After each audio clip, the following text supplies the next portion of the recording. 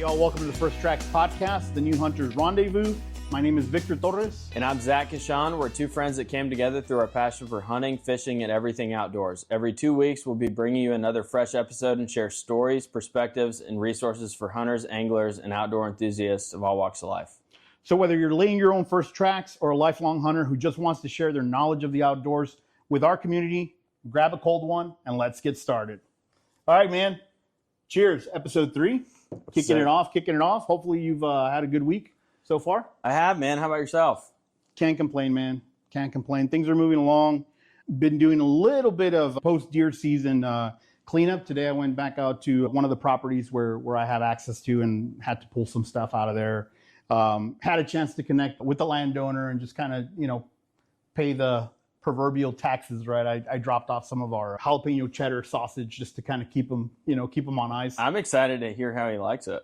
Well, I had already given some from the first batch, and he loved it. So I figured this batch that we made, the new one that we made, he was probably going to dig it a little bit more. But, man, it's about relationships, right? So, you know the story, but for our viewers, this was several years in the making, right? So one of the first questions that I seem to get a lot is, where can I go hunt, right?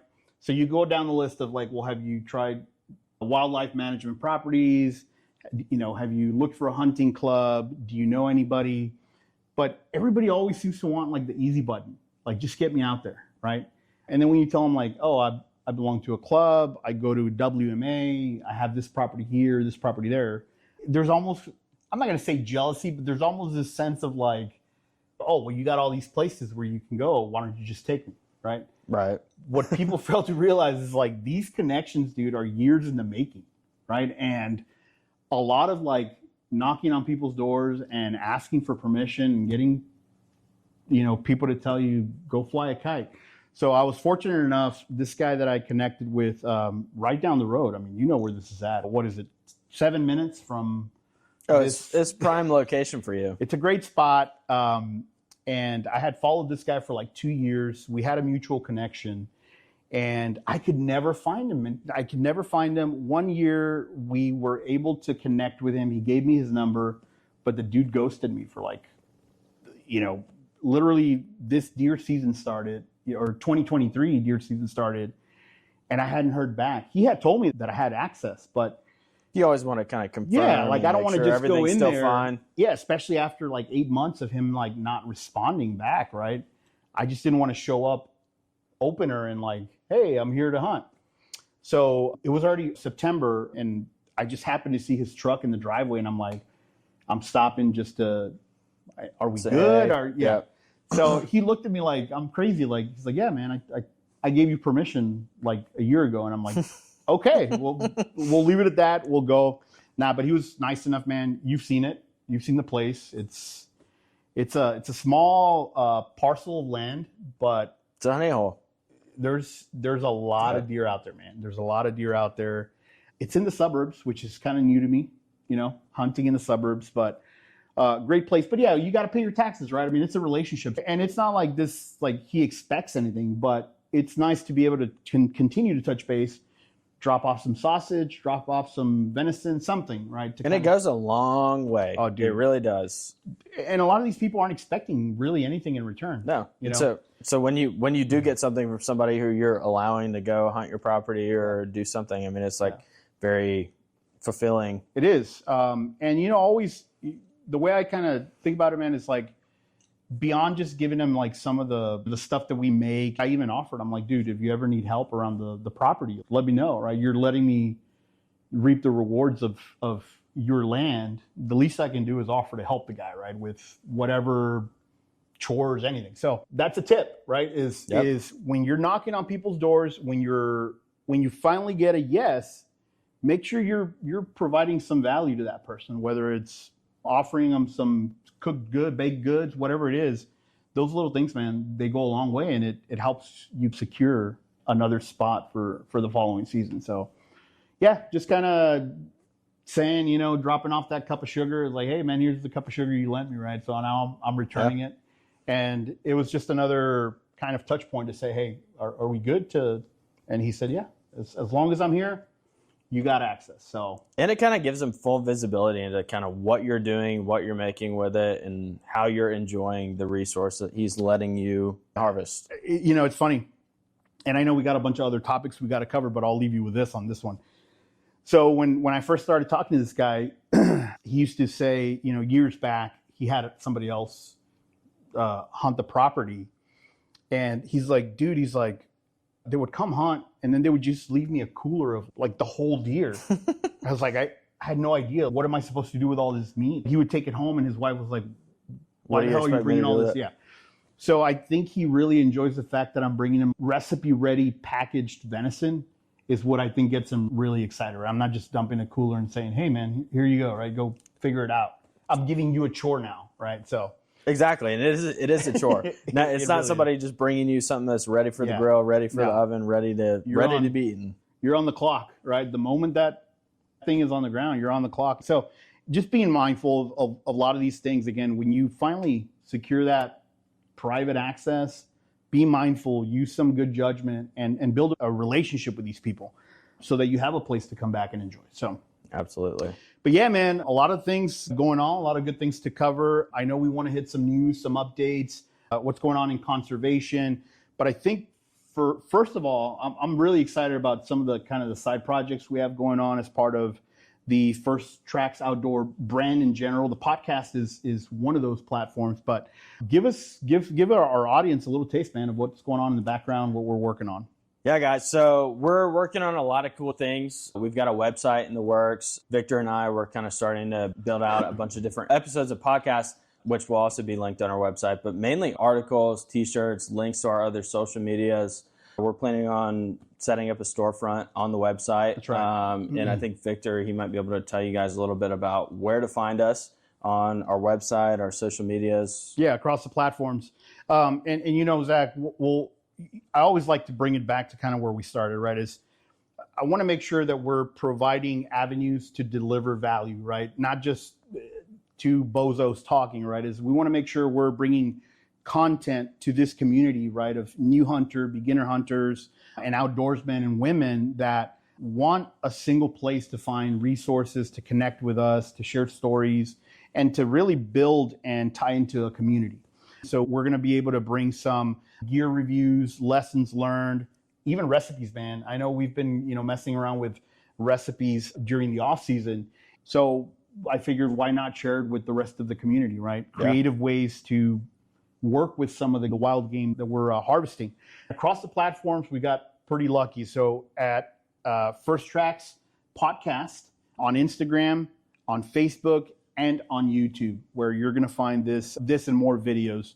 So share, like, subscribe across the platforms. And every 2 weeks, again, as Zach mentioned in the beginning, we're going to be dropping fresh episodes, and we're building content to make sure that we have continuity and that we can continue to bring fresh perspective, ideas, and content to you guys. So, outside of that, man, I know we kind of also want to talk about happenings, right, around the world of outdoors. And I don't know if you've heard this or not, but I found this really interesting article. I actually ran across this, I want to say mid-March is when I started following this phenomenon that was reported out of the Florida Keys area.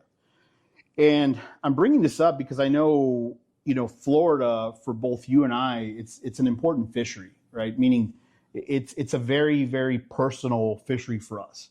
We recreate there separately, but that's where my wife and I really discovered the love of saltwater fishing. But this particular article, man, that I started following in mid-March, I saw an update today, and it was released by the Associated Press and reported through U.S. News and World Report, which is, when I first ran across this issue, they were reporting seeing certain species of fish. I think it started with like panfish. Some people were recording panfish out in the Florida Keys. They were just doing circles in the water, just like backflips. Really? Backflips. And it started like catching on. You started seeing more videos. And today I run into this article as an update, again, by the U.S. News and World Report, saying that they started now reporting and seeing what they call the small-tooth sawfish. So we'll put a picture up on the screen as well so our viewers know what we're talking about. But if you think about small-tooth sawfish, it almost looks like a shark, but it's actually a part of the stingray family. It's a boneless fish. It's all cartilage. This fish is an ancient species that is actually now in the endangered species list. So it's been on the endangered species list, which is why it's gaining a lot of attention right now by the U.S. fisheries. So again, they've started now seeing these fish just doing circles on shore, close to shore, just spinning. Now that they've started seeing these reports right now, the U.S. fisheries is concerned because, again, it is on the endangered species list, and they've never had to intervene with this species as they're doing right now. So some of the things they're doing is they're capturing and they're rehabilitating to try to figure out what's going on. Some of the dead specimens that they've been able to collect, the necropsies are coming back as negative for any parasites, negative for any contamination. So it's puzzling, dude. It's concerning, Really? right? It's like what's happening, right? As you tell me about this, I mean, my mind kind of goes straight towards red tide. So I can tell you, probably a year ago, we went down for my brother's bachelor party. We were going to do some offshore fishing on, I think it was actually St. Pete, and there was a really bad red tide that had gone through, and there were thousands of fish just washing up on the beach. Needless to say, So you're seeing, like, you saw this kind of, like, Yeah. you saw all these fish on. I didn't see the fish. It was a neighboring town to where we were going, but I didn't personally see it. But we did experience the red tide and kind of the effect that it had on us as humans just being on the beach. I mean, you kind of start coughing and it's Really? Oh yeah, dude, it's I didn't really know weird. it was that. I didn't know it was like that. Yeah, so we ended up canceling our fishing trip, and I mean, kind of you talking about this, that's where my mind goes, is just like, is this red tide? But I guess you're saying that they haven't found any water quality issues or contaminants yet, and it's still kind of open for investigation. Yeah, well, and that's kind of the concerning part, right? Again, as people who recreate in Florida and the Gulf in general, right? So where they're starting to see this phenomenon is on the Gulf side of the Florida Panhandle, right? So specifically the Keys. And one of the concerns, again, this particular species of fish that is endangered, the population has dwindled. The sawtooth used to call its home, from all the way down South Texas coast to the Atlantic.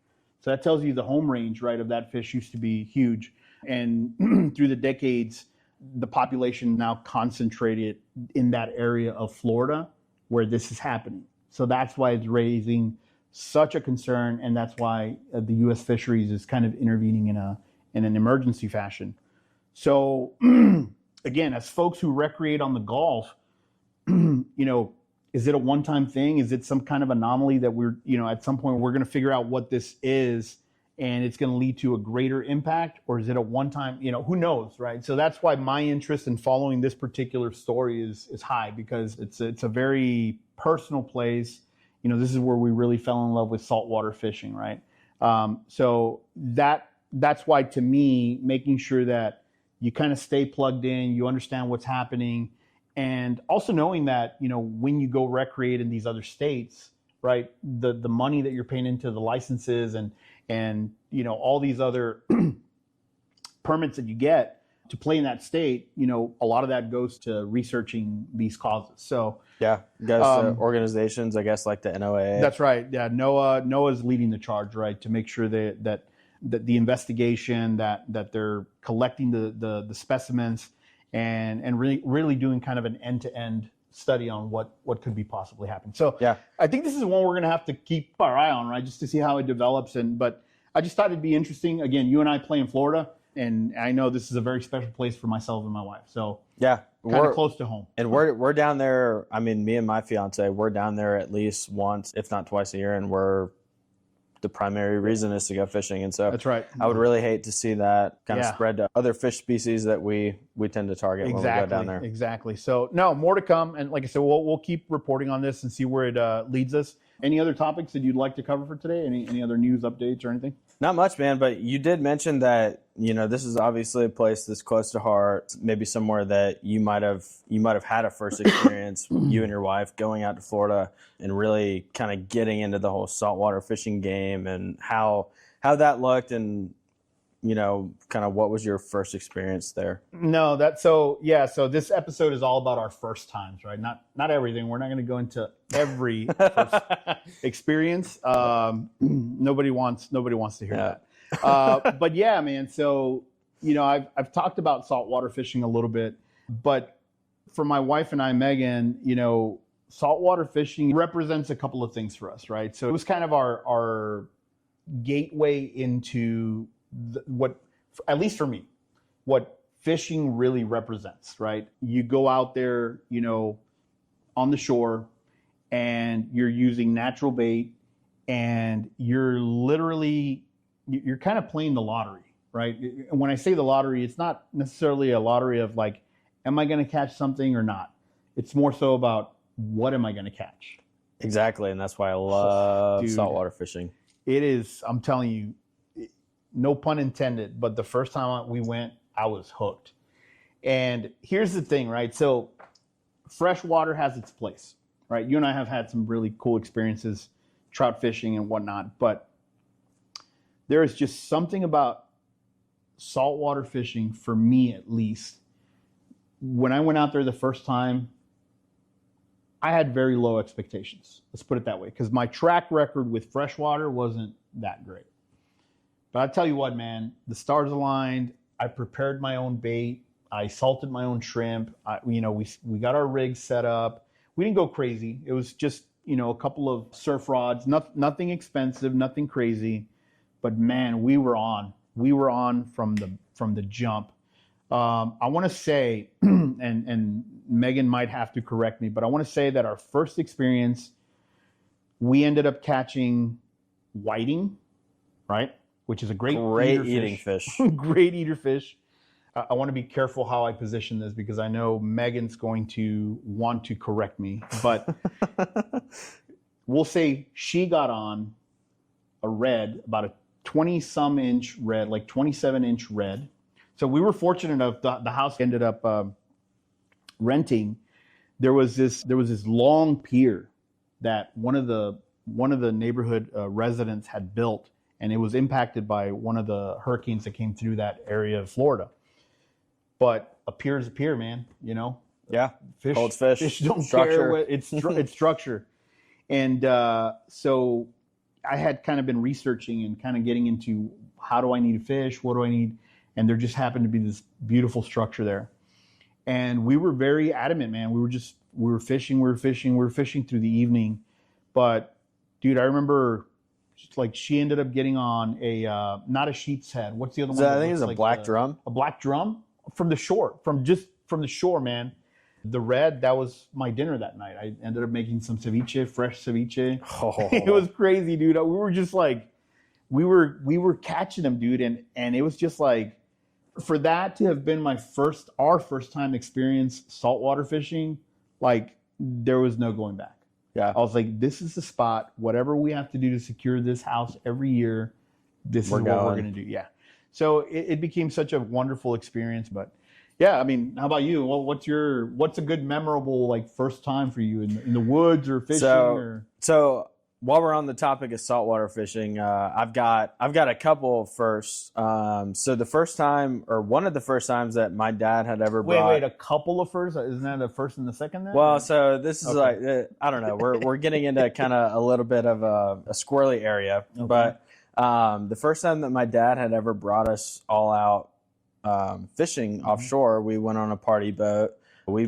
It took us like 2 hours to get out. We couldn't have gone more than 10 miles out. I mean, this thing was going like, it was going super slow. But everybody on the whole entire boat got seasick, like to the point where everybody was throwing up in the cabin of the boat. I mean, it was just disgusting. But was it like a charter, like a private, yeah, I mean, it was a private charter, but it was a party boat, so there had to have been, like, I don't know, over 100 people on the boat. Like randos, so, like people you don't dude, even it was know. A bunch of random people. My brother got sick, my aunt got sick, along with the whole entire boat, and I was like, I can't be in here anymore.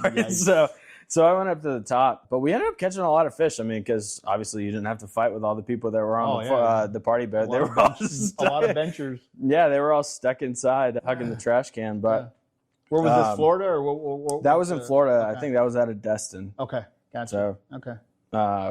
So unfortunately, I'm sure that was a first for a lot of those people. But What were you guys getting might not on? have Like, been. what were you guys catching? We were catching red snapper, the majority wow. red Okay. snapper. We actually caught this one fish that it was the ugliest fish that you've ever seen before. I asked the guy what it was called, and he goes, "It's called a mother-in-law. It's got a big mouth and an ugly face." And I was No comment. I don't know. I thought it was pretty funny. No, I'm not gonna.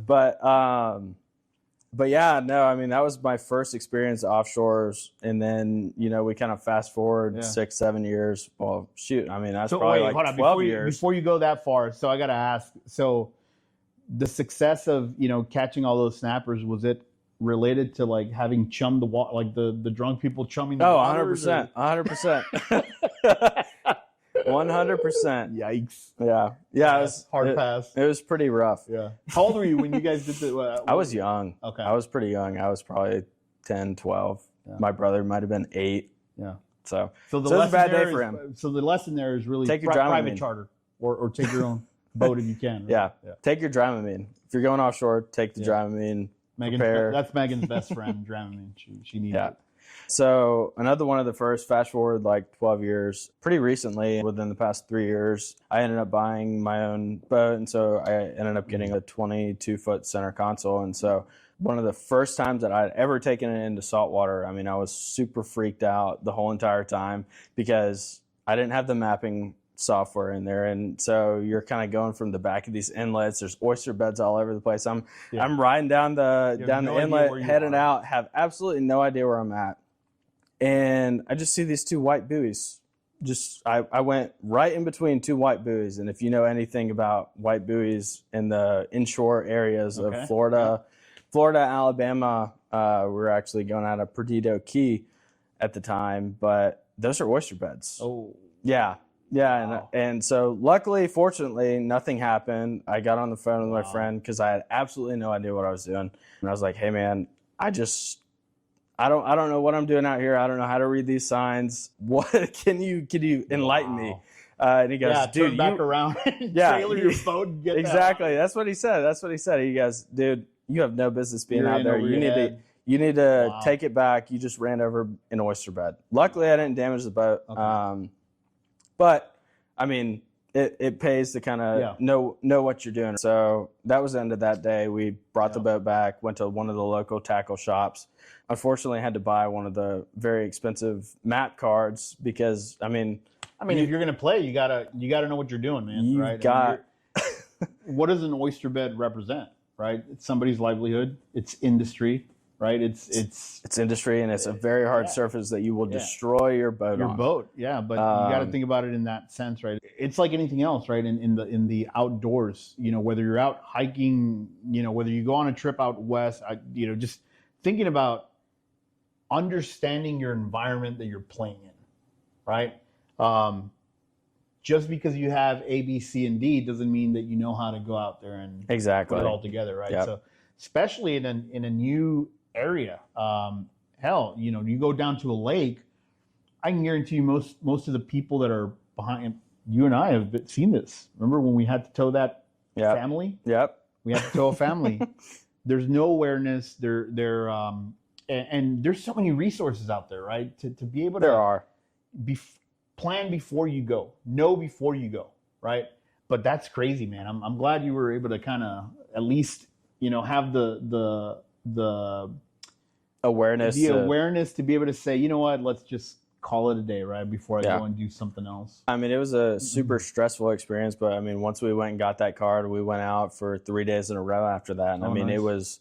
It was fish after fish after fish. I mean, we were catching red snapper, we caught a couple sharks. It was just a really fun experience, right? Yeah. And I brought my fiance, Taryn, so she went out there. She loved it. We had dolphins coming up all over the boat, and every time we'd release a fish, unfortunately, the dolphin would. Yeah, I mean, they're trained. They're going to get eaten anyway. So they're going to get eaten anyways. That's cool, man. Keep telling ourselves. That's cool. Yeah, you talk about boats, and the first time we took our little John boat out, down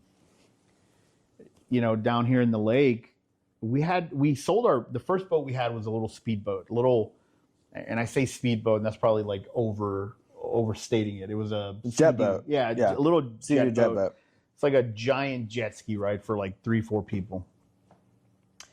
That was a rough first experience. That was an expensive first experience.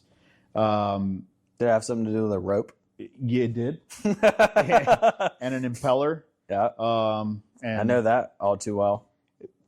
Getting it sucked in, but that turned me off of boats for a little bit. But we got this John boat, and I remember, again, things that you're aware of, but you don't necessarily know until you find out, right? So one of the first, I want to say it was probably the first time, the freaking boat plug, right? With the jet boat, it was a screw on. I mean, it was just it came with the boat, and you screw it on, and that's it. The John boat, man, we got off the ramp, and I guess the plugs that came with it, the person who sold us the boat, they really didn't look any different. I mean, it was a boat plug, right? I mean, that's it. They were too small, dude. Like, we're out there, and then bloop, water's coming in. Just water. Yeah, and I mean, that's a little stressful if it's more, So we're scrambling. Hold on. We're scrambling, dude. And I'm like, Megan, and we're like trying to figure out, like, stay calm. Megan somehow reaches over. She freaking, the rods are, the fishing rods are on the sides. You've seen it. It's got these little holders, right? Somehow she leans over to do something or grab something.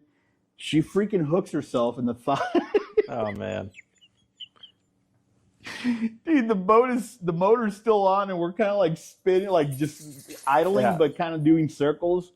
The water's coming in, and we're not that far, but it doesn't matter how far you are. You see water coming in that fast, you're like, all right, we're done. The boat's gone. This is it. So somehow, man, I don't know how we got it together, but we ended up getting a lure, like just the artificial lure of plastics. I was like, grab me that plastic lure. I grabbed it. I somehow shimmied it into the plug, and I made like it was enough. It was enough of a seal to get it to close. And we're like, all right, let's call it. We ended up just calling it a day, man. We're like, all right, this is a sign, right? Get it together. Before you try this again. So it's something that does happen and can happen. It was an oversight, right? When you were at the store, it was buying the plug. Yeah, it's just, again, awareness, right? The difference between a mistake, the mistakes in the outdoor world can really cost you. It can really cost you a lot, whether it's equipment, whether it's time, hell, even life. Right. So that's where the stakes are a little bit higher, man. As we film this particular episode, for us here in Georgia, turkey season on private land starts tomorrow. So, when we talk about first times, you've been successful. I haven't. But I've had experiences, my first experiences with turkey. They haven't been successful, but they've been experiences nonetheless. I think the first time, when I look back at the first time I saw turkeys in the wild, I was out in a Texas hunt, whitetail Texas hunt. Was that when you were living in Texas? No. It was actually, man, I want to say it was at least 5-6 years ago. One of my brother's buddies, we really hit it off, and he has a club down there in Central Texas. And he's like, dude, come down here. You got a carte blanche. Come hunt. We've got camp. We got everything you need. Just bring whatever you need to hunt with. Get yourself a license. Let's go. I go out there, and again, I'm still a noob, man, at this point. So here I am, like an idiot. I go out there with a bow, and everybody's hunting rifle because it's Texas, right? And you're hunting out of a blind, right? So it's not like I was doing, any type of stock hunting. So here I'm in this box, man, and in Georgia, I hadn't seen wild turkey throughout, the times that I had been out hunting. And I don't even think I had necessarily started turkey hunting yet. So here I am, I think it was like day 2, and I hadn't seen any deer activity. And I'm sitting in this wooden blind, and you could see for, you could see horizon. I mean, it's flatland horizon, nothing but mesquites. And I'm sitting there, it's like mid-afternoon, and I start seeing like this, blanket of like black, like just like a moving, it almost looked like a moving black line. And I'm like, what the heck is that? And I had little two-way radios. I'm like, hey, Carlos, do you see that? He's like, oh, yeah. It's like, what is that? He's like, oh, that's turkey. I'm like, what do you mean that's turkey? He's like, that's turkey. Dude, by the time I had a chance to really like focus my eyes, I'm not exaggerating when I say it was at least 30, 40 birds just coming towards the box blind. I don't know, maybe, 10, 15 feet up in the air. And I just see this flock of birds, dude. And I'm like, and here I am with like a bow and arrow, not in season. And I'm like, really? Like, this is my experience? Like, this is my first time seeing turkey. One, I can't do anything about it, right? I mean, and these things are just moving. But it was wild, dude. Like, I had never seen them out in the wild. So to see this, just like, it's hard to describe. I'm telling you, it was like ants in the very far distance. And then you just start seeing them, and you finally your eyes are like, oh wow, that's turkey. And they hung around because they had like a food plot and a feeder, so they hung out for a bit. But just to be able to experience this, right, out in the wild in Texas for the first time, it was really, really astonishing. So that was my first time at least seeing turkey in the wild before I actually got to, interact with them from like in a hunting scenario. But again, to date, I have yet to kill a turkey, man. I'm still. This year's the year. I think so. I think so. I think this is the year. We're in a good spot. We've got eyes on the ground. So, I think we've done what we can to kind of figure out where they're at. And I think it's just a matter of making it happen and kind of being, at the right place, right time. And some of that early season preparation, I think, is going to go a long way. What other first experience kind of sticks out that you just, you kind of go back to, right, every time? Man, I would probably say it was the first buck that I had ever killed. I remember when you sent that picture to me, dude, I was like... Yeah, it was a deer that a lot of people hunt their whole entire lives. I didn't know whether to congratulate you or cuss you out, to be honest with you. Well, I think the first go-to would be cuss me out. Yeah, I was pretty jealous. I'm not gonna lie. No, I mean, I was very fortunate to have had the opportunity to hunt where I was hunting at and to have the influences that I had to be able to really get to that point and really get into deer hunting. And I mean, the whole buck story was kind of my intro to deer hunting. I had killed a doe before then, but it was never something that I was necessarily into or like full blown, like I want to do this, right? And so... Was that the year that I actually helped you like go up and set up, or was that... It was the end of the season. You had helped me pull some stands out. That's right. Oh, that's right. Yeah, you're right. So it was actually my fiance's dad again. I mean, he's been a super big hunting influence in my life, and it has really kind of helped me out along the way. Right. I had gone and bought a trail camera just talking to him because I'd hear all his hunting stories, and I was like, man, this sounds cool. Like, this is something I might actually want to do. And so I went out and bought a camera, set it up, and it was August. And I just get this picture of a deer. It was in August. It was, dead heat of the summer. I'm going out there, like I'm leaving Atlanta, headed straight up to the hunting property, going to pull cards and checking to see what I got. And I mean, there is this freaking... Again, it's just, when I saw that thing, I didn't know what to think. It almost looked like one of those like high fence deer that you hear about like in Texas. Oh, it did. 100%. It was just incredible. And just the area where the thing came from, I was like, what? Yeah. Like, where is I was just like, I couldn't believe it. I sent him that picture and he's like, dude, you are an idiot if you do not get out there and spend every waking moment of your life trying to kill that deer. And so he helped me out, like trying to figure out where do we want to set up a stand, set it up. It was the day or the evening before Thanksgiving, actually. I'd gotten off work a little bit early. It was 2019. Yeah. Went out there, and I mean, I wasn't really expecting much. I hadn't seen that deer show up. Fast forward to after I killed it, that deer was showing up daily for like a week. Oh, wow. But I had no idea because I wasn't getting the feed. But But yeah, man, I mean, it was day before Thanksgiving. Went out there. We were set up like right on the side of a ridge, and it was a little spike actually. He came walking up the hill, and this freaking monster, like the one that I had just been dying to kill the whole entire season, comes right up behind him, 24 yards, boom. Man, that's what I'm saying. It's I mean, the fact that you were able to get it done with a bow, was it your first year hunting with the bow? It was my first year hunting with a bow. I had gone to Bass Pro and bought it wasn't anything fancy. It was a bear. It's a bear species. That's what I'm still running. Yeah, I'm still running a bear. But I think for me, what I always kind of think about when I see a buck like this, and actually you wrote an article that we're going to be publishing on the website. It should be up at this point when this episode releases. So go check out Zach's article, because there's more to this buck story than what you're actually, kind of giving here. But this is another very personal, very meaningful experience for you. And that's what he goes into the article. But one of the things that I'm curious about, because I think the biggest buck that I've seen in person to date was a 10-pointer. I was able, outside of just the camera pictures, right? I saw this guy through my rangefinder, but it was already dark. I wasn't going to take any shots.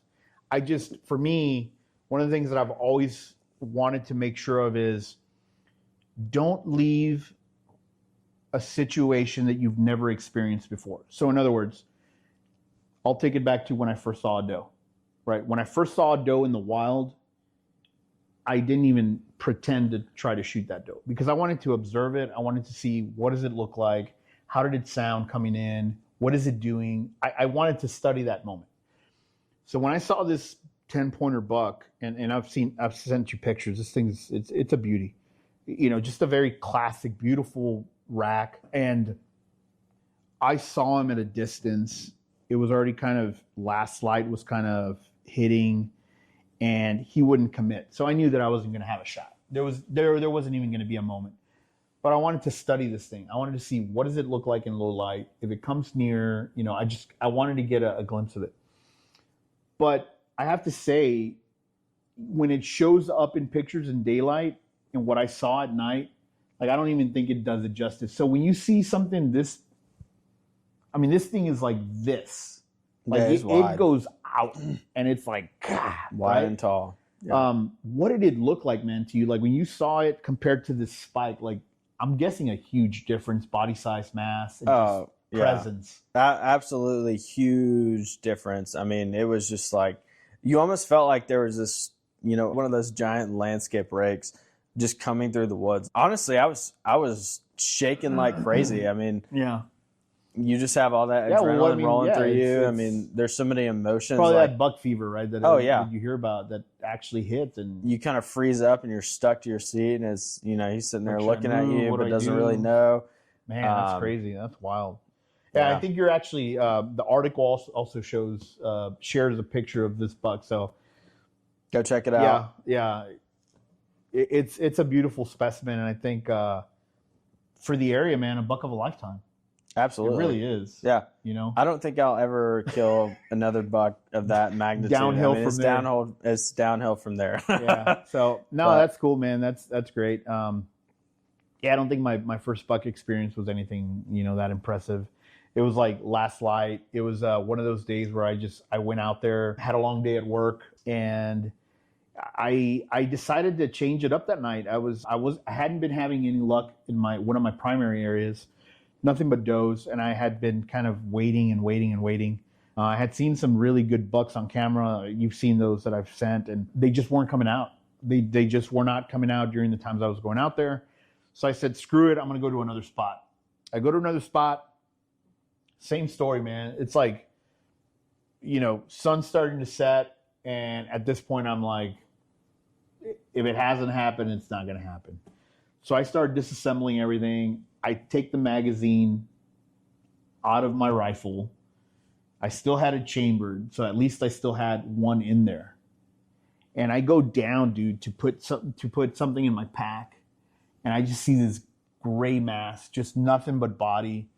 There was a post, and the head was behind the post, so I couldn't see what it was. All I could see was this giant, beautiful gray mass. So I had to kind of do this bit and hope that it would kind of turn enough to see what it was. It finally turned, and I could see that it was just a rack. You know, it wasn't a monster. It was a nice 6-pointer, about 148 pounds on the hoof, but I was already about to give up and go. Yeah. You know? And again, luckily I had one in the chamber and the 6.5 Creedmoor. It came through, man. It just one shot. Dropped it? No, it actually probably ran about 15 yards, and I just heard the tumble. Mm-hmm. And I was like, I got it. Right. Yeah. I almost didn't even give myself an opportunity to enjoy it because it was already getting dark and I was out there by myself and I had to drag this thing out about 100 yards uphill. So I really didn't have a chance to kind of like process in the moment. I dropped it. I heard it tumble. I gave it a few minutes because I knew it was down. And then I went. I got to work. Right. And now it's like the clock starting, got to get it home, got to get it processed. So I wish I would have taken a little bit more time to enjoy the experience, but now that's one of the things that I've learned, right? Is like slow down, enjoy the experience, get to the animal, admire the animal, right? Enjoy it. Pay your respects to the animal, and then go get the job done. But nonetheless, man, I mean, it was a first, you know, and luckily I get a chance to go up from here, right? Because it was only a 6-pointer. And the following year I got that what they consider an atypical 9. And we'll talk about that one at some other point. But that was also a really cool. That one, I mean, that's like that right there is a once in a lifetime. It's weird. Deer. Yeah. I mean, it's like just such a cool looking, unique deer. People on Facebook were coming out of the woodwork saying like, "Where did you shoot that deer?" Yeah. Oh, I've been following that deer for. I'm like, okay. I mean, yeah. Sorry. Sorry. I got it. Some guy was like, "Oh yeah, my dad had been, you know, blah blah blah." I was like, sorry for your dad, man. Sorry for your loss. It's in my freezer now. I don't know. You can come get the ribs if you want. I think it's important to talk about the firsts, right? Because everybody goes through it. Everybody has a first time, you know, with whether it's fishing, hunting, you know, just any type of recreation, camping. And I just want to share some of these stories. And it's not all glamorous, dude. It's not all glamorous. We all start somewhere, especially us that started later in life. You kind of stumble your way through, but you figure it out, right? So I think it's important to share that with the community. And more importantly, learn from a lot of these experiences, right?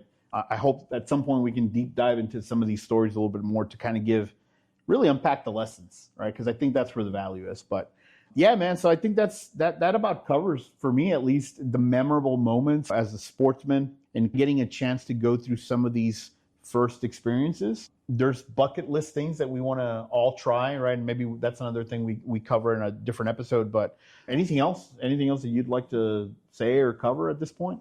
No, man, I think that's really it. I think we can go ahead and close it out. So I think the only thing I would like to remind our viewers and followers is go support the efforts. The website is firsttracksoutdoors.com, and our social media platforms are going to be at First Tracks Podcast, where you're going to be able to find more of this content. All right, guys, as always, go lay your own first tracks. This has been Victor. And I'm Zach. Thanks for tuning in. Appreciate it, guys. Thank you, guys.